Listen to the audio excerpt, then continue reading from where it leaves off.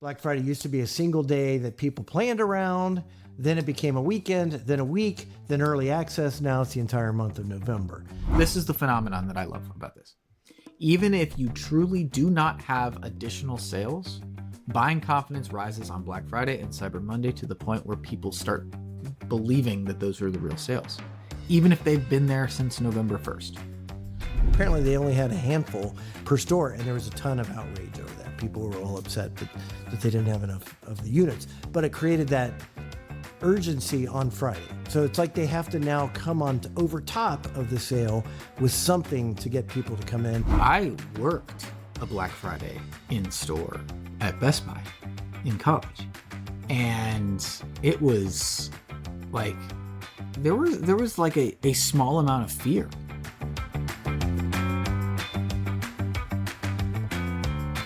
All right, so now that we are in the throes of the holiday shopping period, I actually did a LinkedIn post a few weeks ago, and I was kind of complaining, and I'll sort of kick this off and tell the story about that the LinkedIn post is about, and then Nick will talk about your perspective on it because you commented on it. Wrong.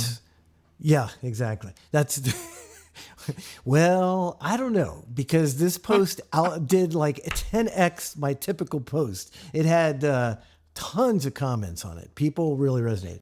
So I'm walking through Kohl's, and it's mid-November at the latest, okay? Maybe around the 14th or 15th of November. And everywhere I see signs that say Black Friday sale, Black Friday exclusive, and they've actually even got bins set up in the middle of the aisle. You know how they do on Black Friday, right? Remember traditional Black Friday, they close the store on Thanksgiving. They go in that night. They set the whole store up. They've got all the limited edition, so many TVs and a bin right in the center of the store. And when those are gone, they're gone. And everybody goes and fights it out the whole bit, right? They've got all those bins set up. They've got the Black Friday thing. And I'm going, are you kidding me? It's like more than 2 weeks before Black Friday. So that inspired me to write this post, which I'll put a link in the show notes. But basically, I said Black Friday doesn't mean Black Friday anymore. Black Friday used to be a single day that people planned around. Then it became a weekend, then a week, then early access. Now it's the entire month of November. When every day is Black Friday, the moment stops mattering. Consumers stop believing in the deal. And the psychology that made the event powerful disappears. What makes this interesting is that scarcity still works. And then I talked about brands that had used scarcity, like the limited edition Starbucks Bear Cup that they didn't have enough of. And they got so much press out of that, the fact that they ran out of those cups, that it was worth a gazillion dollars beyond whatever they sold that day in coffee. So that was the post. Nick weighed in, which doesn't always happen on my post, but especially if this is not being any topic related to the podcast. And he said, disagree, period. New paragraph. Buying confidence. Complete thought. Complete thought done. Yeah, full stop. You should have added that. Disagree, full stop. Buying confidence peaks on the core 2 days. BCFM deals ahead of those 2 days are still met with skepticism that they are truly the best deal, which I kind of agree with, and I thought was one of my points. Because the truth is, additional slashes still happen on those days, and exclusive deals only exist those days, and small brands get in only on those days. I didn't read that sentence very well, but you get the idea. And then you ended the comment with saying, let's debate this on the next podcast episode. So tell me why you disagree. Let's start with that. Well, look, I feel like the spirit of your post, and maybe I just misinterpreted it, but the spirit of your post is saying that the phrase of Black Friday is no longer a valuable statement for the day itself because they extend it to a month. Like let's just say all of November is Black Friday. That's not the way retailers do it, but let's just say it is, just for the sake of simplifying. Whether or not a Black Friday sale started or not does not change Black Friday, the day, and the peak of it, because retailers always have some door busting special that's way better that everybody's looking to get. And buying confidence, even if they truly don't. This is the phenomenon that I love about this. Even if you truly do not have additional sales, buying confidence rises on Black Friday and Cyber Monday to the point where people start believing that those are the real sales, even if they've been there since November 1st. And that's my real point. Black Friday still carries just as much meaning, if not more meaning, because of that time frame. Yeah, but then what's the point? What's the point if what your argument was nobody believes it's actually going to be the best deal, they're still going to wait for Black Friday. So then what's the point of having Black Friday and promoting Black Friday deals 2 weeks in advance if people don't believe it and therefore go and buy more and shop like they would on a Black Friday? My personal opinion is the biggest benefit comes down to logistics. Because there is, let's say, for the sake of argumentative numbers, I mean, we have data that proves a lot of these things, where we can see it in the trends, and you can see as soon as the Black Friday sales start on November 1st, the conversion rate goes up and revenue goes up, and this is every retailer gets a very similar trend line where you release that sale, it's gonna rise. But what ends up happening as a result of spanning it out is the logistics side of it becomes way easier for your order management process, whatever that is. You want to do fulfillment in a warehouse. Okay, take all of the sales that exist from November 1st to November 30th, or in this year's case, December 1st. So November 1st to December 1st, take all of those deals that happened and sold and turn that into a concentrated 2 days. How are you going to be able to achieve 2-day shipping, 1-day shipping, same-day shipping that you're trying to commit to your customers that they can still get, even though there's so many more of them? That's a lot of concentration that ends up happening. So if you segment that against the entire month, now back to my original point though, there is a skepticism that exists inside the deals. So if there's a skepticism that exists inside the deals, not 100% of your population is going to jump on that November 1st. It's Black Friday already, but 5% might. And then maybe by November 20th, another 5% might. November 25th, another 10% might. As it becomes more and more trustworthy as you get closer to Black Friday until Black Friday hits, and then that's it. That's game on, right? Although I'm personally, I believe in Black Friday over Cyber Monday, but there's certainly people that believe in Cyber Monday over Black Friday in terms of having the best deal. But I've always just trusted that Black Friday is the best, personally.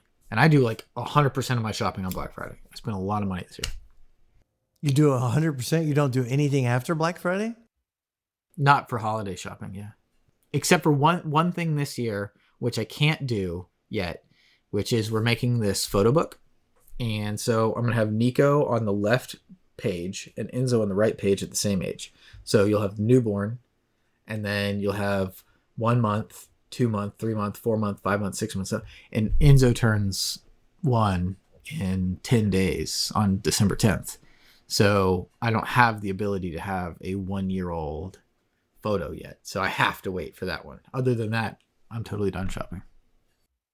So your argument is you're going to siphon off a certain percentage of people that would have otherwise bought on Black Friday or Cyber Monday.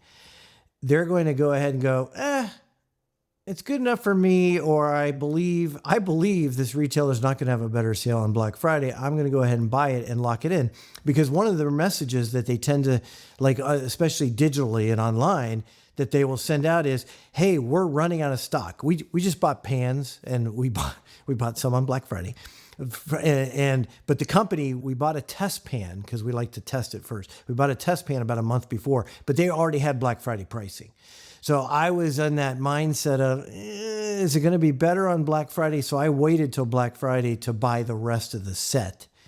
And I didn't get a better deal. The deal wasn't any better. But anyway, your point is you're siphoning off a certain volume of people to make it easier for logistics on the back end for the companies so that they can fulfill more of the Black Friday or Cyber Weekend or Cyber 5 orders quickly because they don't get them all. It's not like the elephant or no, the the snake trying to eat the mouse.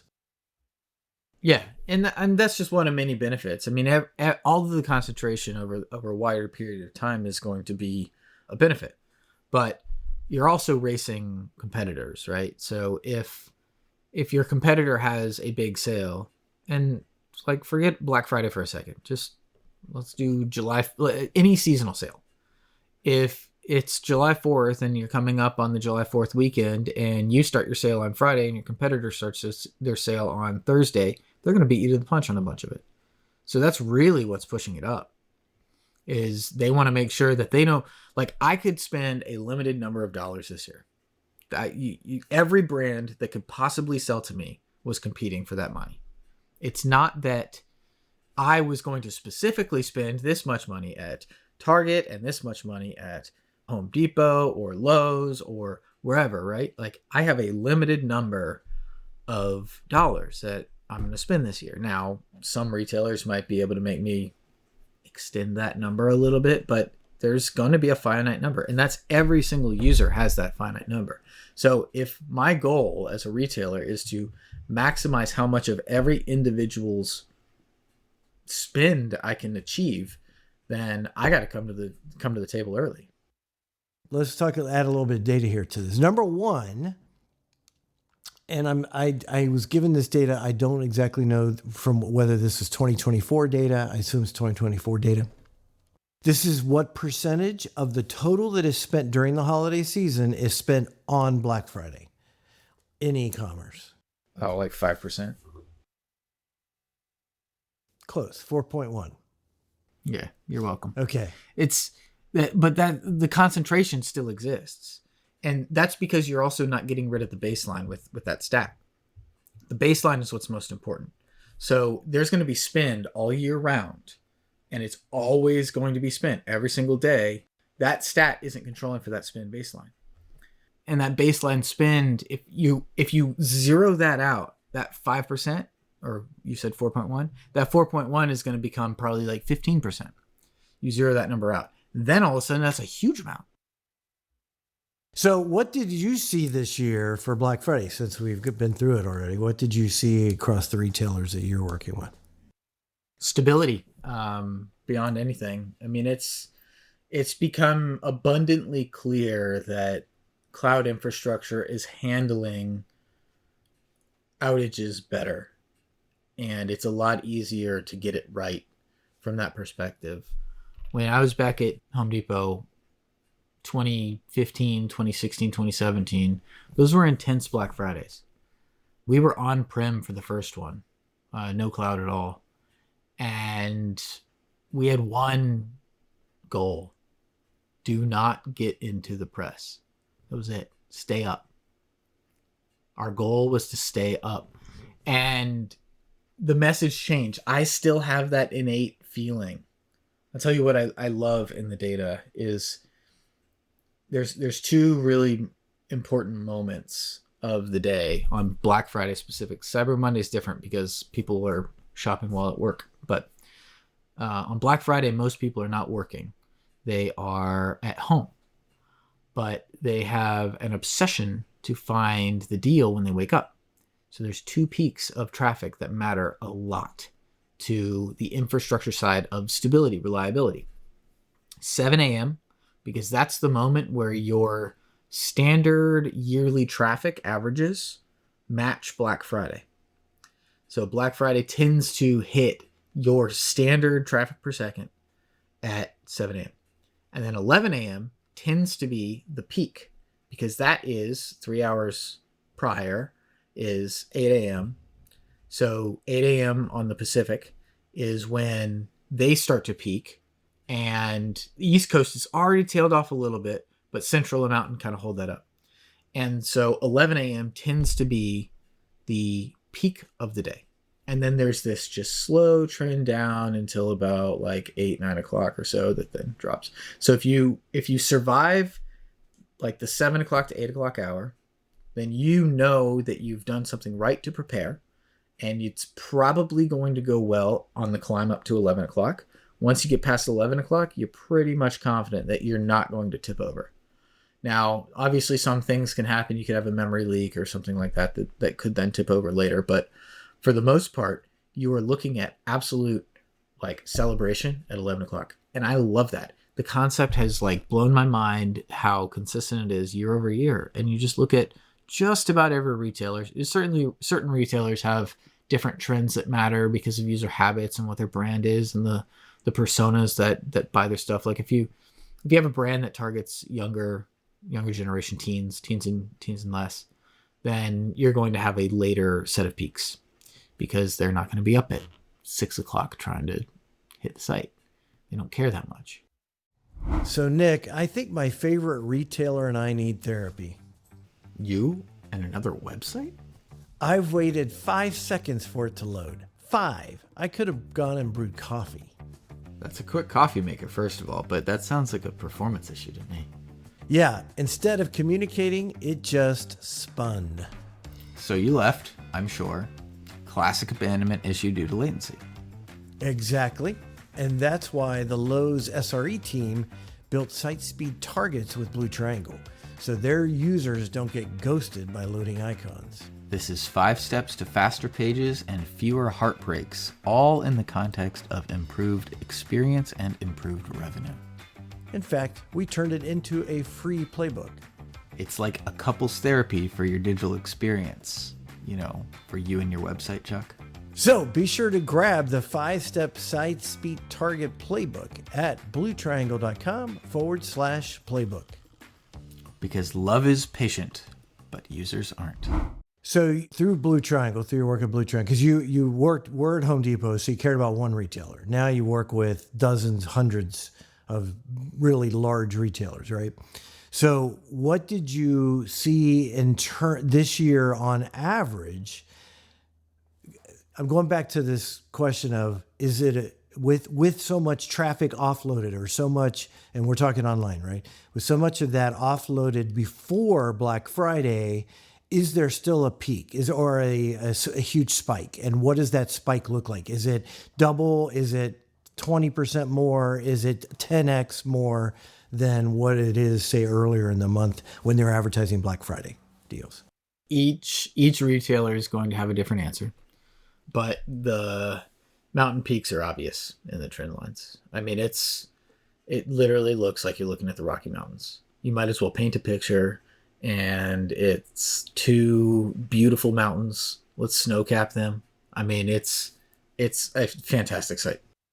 I built a lot of tribal knowledge at Home Depot around Blue Triangle, because of course I used Blue Triangle at Home Depot, but my understanding of Blue Triangle was very specific to something intimate to Home Depot, which is their customer base.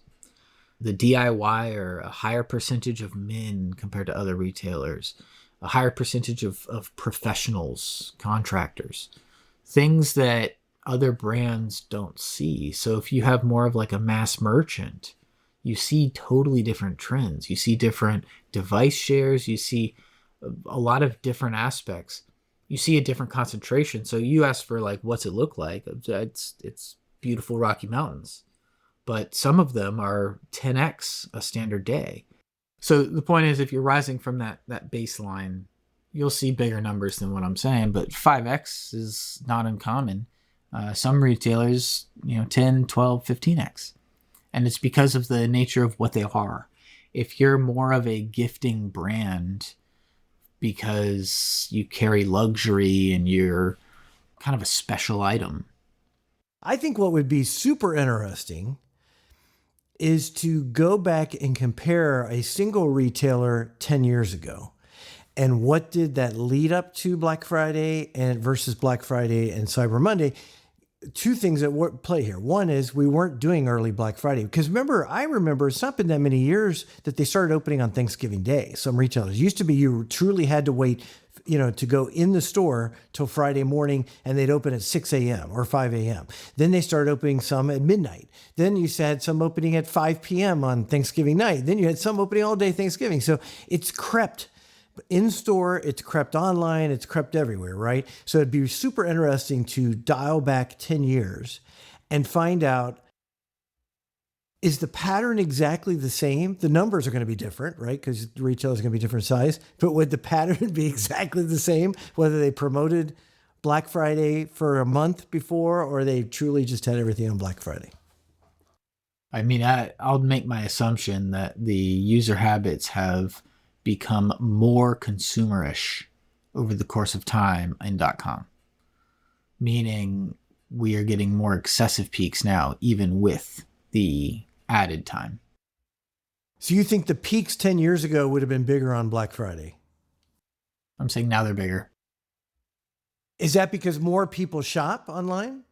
Yes. A concentration of online shopping. That's where my general understanding kind of stops. I've been in an omni-channel company for so long that you would think that I have more store-based data in my repertoire, but I don't. I never really dealt with store data other than buy online, pick up in store. And I'm almost exclusively .com data and by trade. Well, that's a great question to end on then.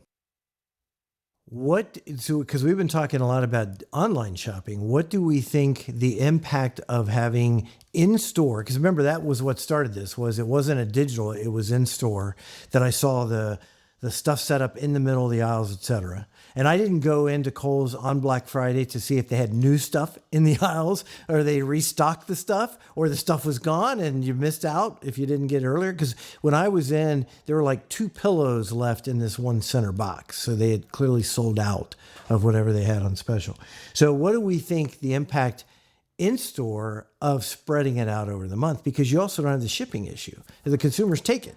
So that piece goes away. The logistics piece goes away. What do you think we don't know the data on this, but what do you think the impact is? Just out of curiosity.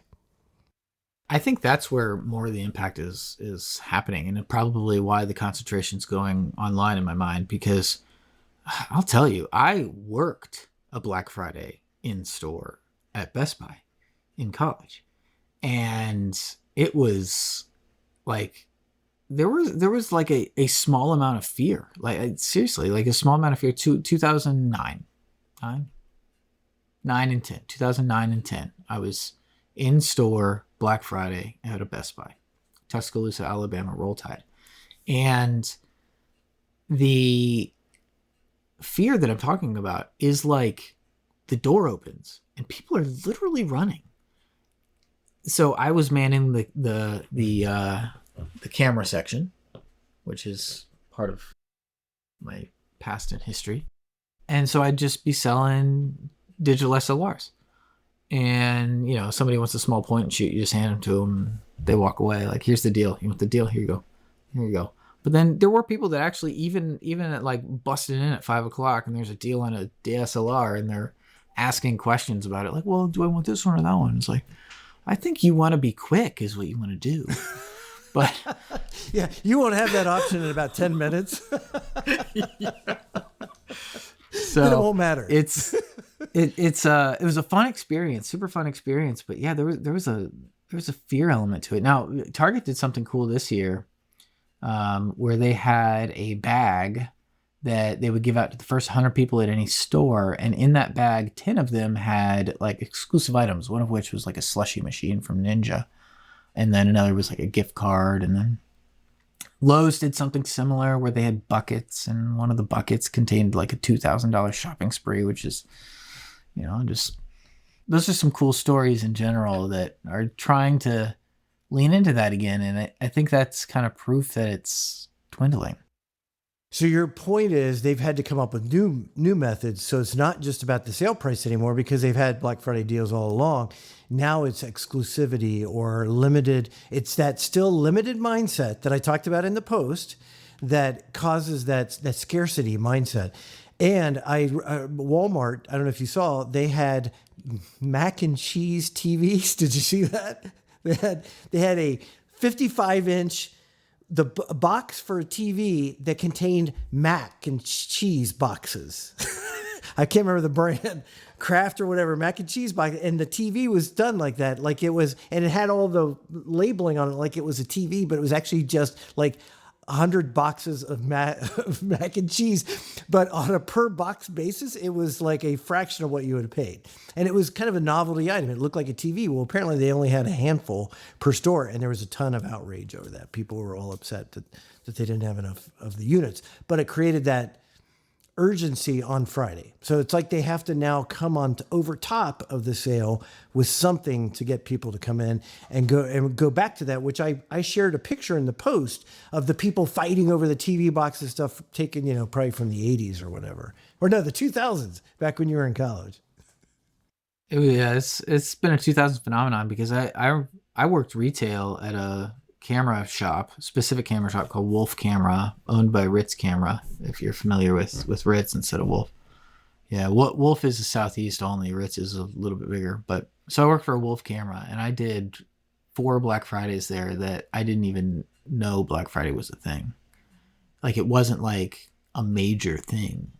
So this is a 2005 and beyond phenomenon that's really created this buying culture. And I think we can blame Walmart, to be honest. But hey, fun fact, do you know why it's called Black Friday?